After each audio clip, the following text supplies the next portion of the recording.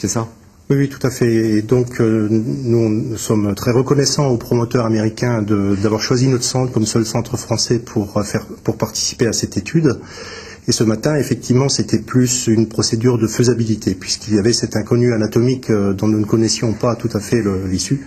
Et nous avons été satisfaits de la bonne coordination de l'équipe, de la faisabilité, et grâce au dynamisme de Janusz Lipecki qui a été le moteur. Ça veut donc dire que c'est pas un échec, ça veut dire simplement que le patient de ce matin, j'allais dire, n'était pas compatible. C'est quelque chose que vous ne pouvez pas savoir avant. Non, nous n'avons pas les moyens d'imagerie encore suffisants pour prédire et sélectionner la population. Peut-être que l'IRM cardiaque nous apportera une réponse, mais pour l'instant, nous sommes obligés de passer cette étape de mise en place, puis de vérification, afin de savoir si notre dispositif est d'une part fonctionnel et n'est pas délétère. Sinon, pour le reste, non, c'est une opération qui est maintenant tout à fait réalisable, techniquement, humainement, tout fonctionne. Oui, comme c'est dit dans le reportage, il y a eu 90 patients traités dans le monde. Actuellement, l'étude Titan 2 démarre, et d'ailleurs ce patient était le premier de la nouvelle étude, parce que le dispositif a été modifié. Donc c'est une technique qui déjà est validée, mais qui dans son utilisation doit être développée.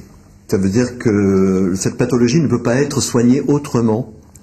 C'est un cas particulier d'insuffisance mitrale que l'on appelle fonctionnelle parce qu'elle est due à la dilatation et un mauvais fonctionnement du muscle cardiaque. Et ces patients-là étaient un peu laissés pour compte et ne pouvaient pas être opérés parce qu'on s'intéressait à une conséquence de l'insuffisance cardiaque, les chirurgiens préférant traiter la cause.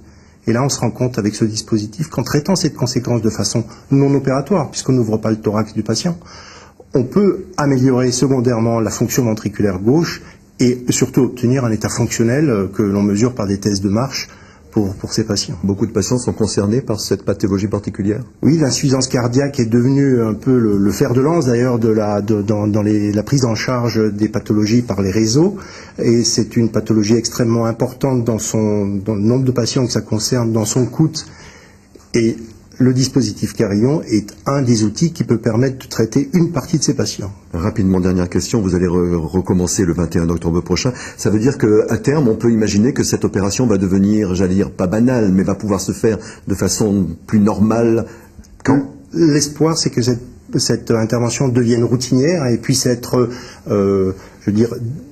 effectuée par des équipes à ce moment-là qui ont fait l'apprentissage, assez nombreuses, on l'espère, parce que il y a 20 patients qui sont prévus pour l'étude Titan 2 dans notre centre, et on espère que sur un délai d'1 an, on puisse passer à une phase plus routinière.